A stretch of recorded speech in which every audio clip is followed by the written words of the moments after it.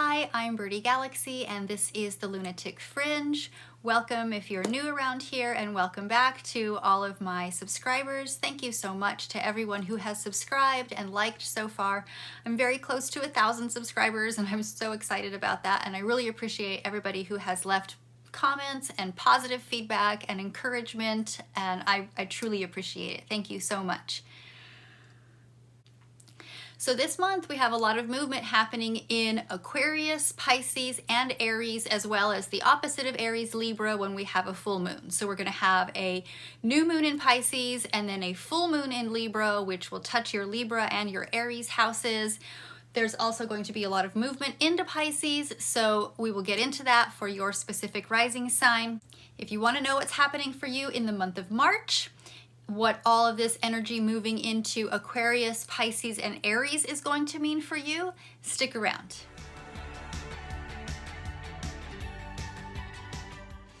Okay, Virgo rising. So when we start out the month of March, Mercury and the Sun are both in Pisces in your 7th house. Now on the 9th of the month, Mercury moves on into Aries, which is your 8th house.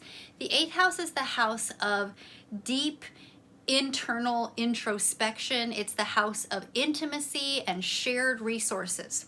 This is also the house of deep personal transformation. So the 8th house can be a bit of an intense time when things happen in the 8th house, but it's always really revealing where we need to maybe take on some more energy for spiritual growth. So with Mercury moving into Aries in your 8th house, Mercury, the magician, the energy of manifestation and creation. Mercury has all the tools that it needs to manifest, to create anything. Mercury is the magician, is the tarot card that has all the elements.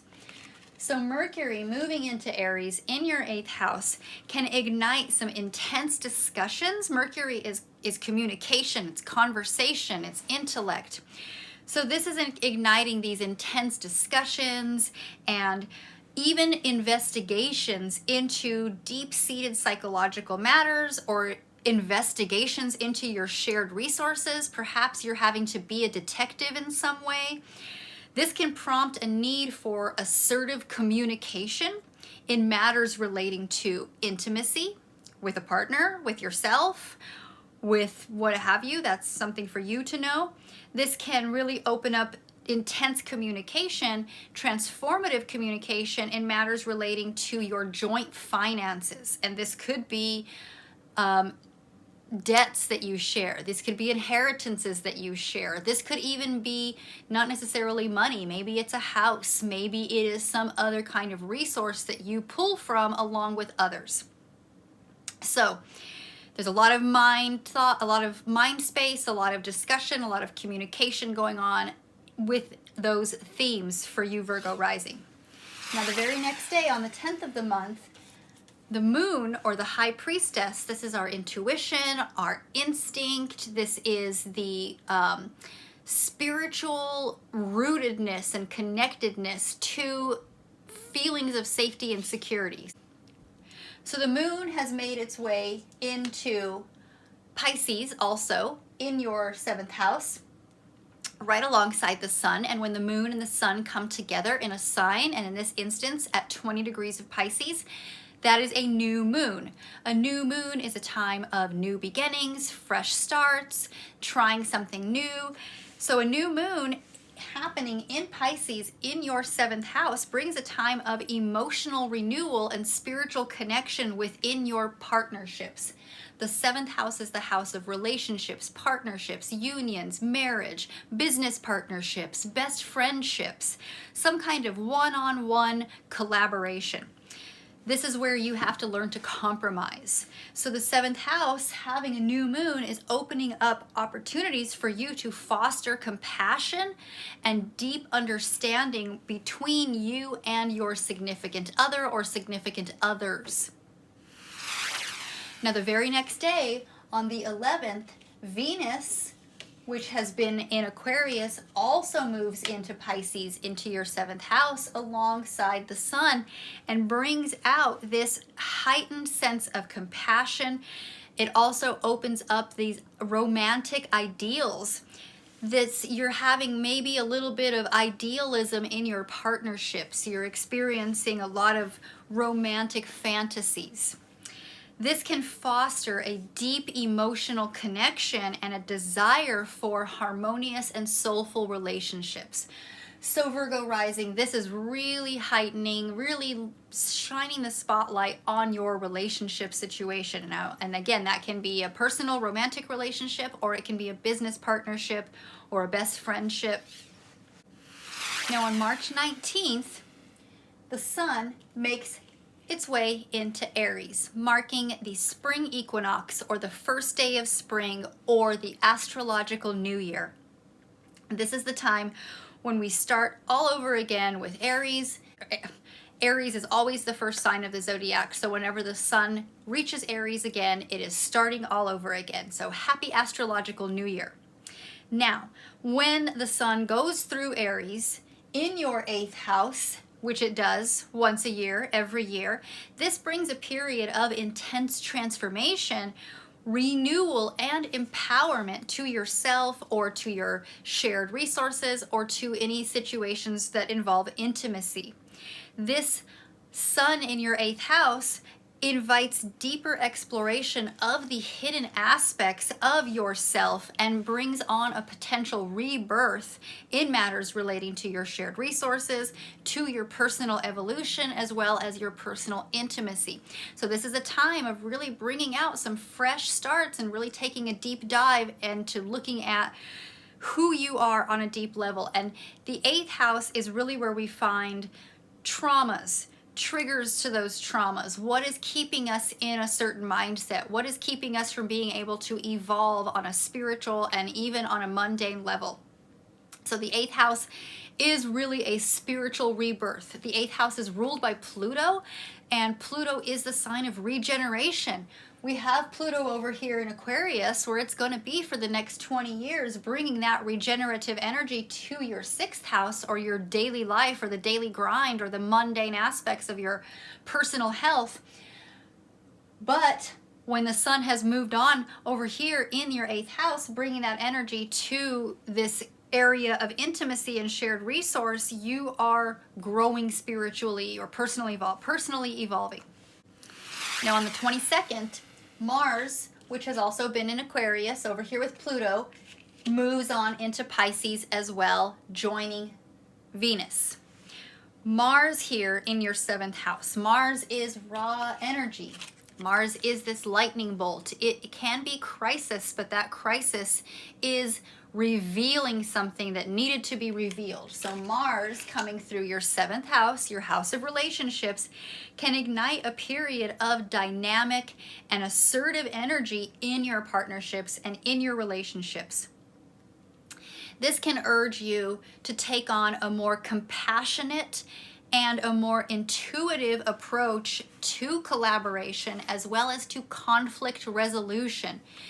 The 7th house is the house of collaboration, and with collaboration there often comes compromise. You can't take if you're not willing to give. So this is really opening up a time of really shining the light on the need for finding balance in your relationship situation and finding the energy to push forward in any kind of conflict resolution.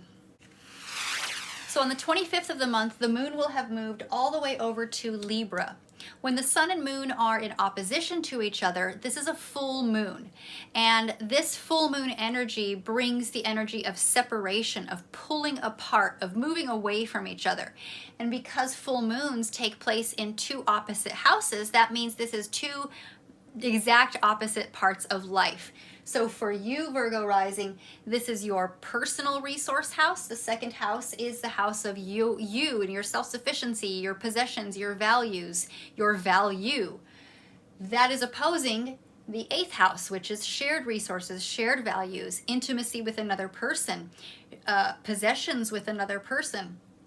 So this full moon is intensifying this tension that is probably there already between your individual desires, The second house is ruled by Venus, so this is where we find your wants and your desires.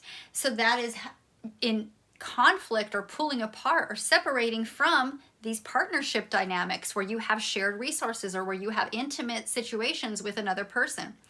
So this is prompting a need for you to find balance between these financial matters and your values.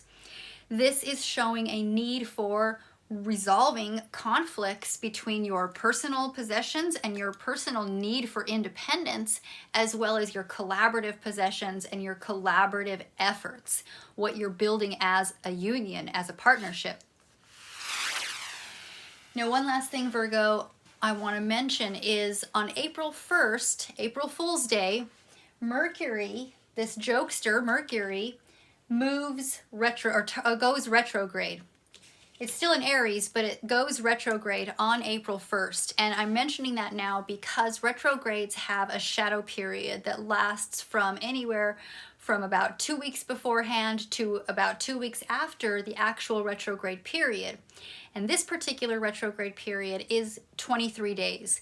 So this is a fairly significant chunk of time, more than a month, where you can be feeling this heightened mercurial retrograde jokester, prankster energy.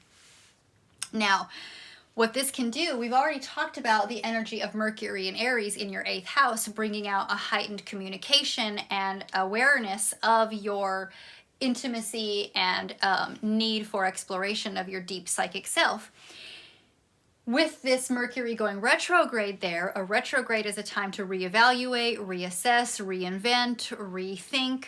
This can bring out challenges and miscommunications. Mercury is the communicator, and when it's retrograde, we tend to have miscommunications in matters relating to shared resources, intimacy, as well as your own psychological transformation. So be careful what you say, think before you speak, and don't sign any contracts, don't make any big business decisions, don't make any huge reverberating financial decisions during this retrograde.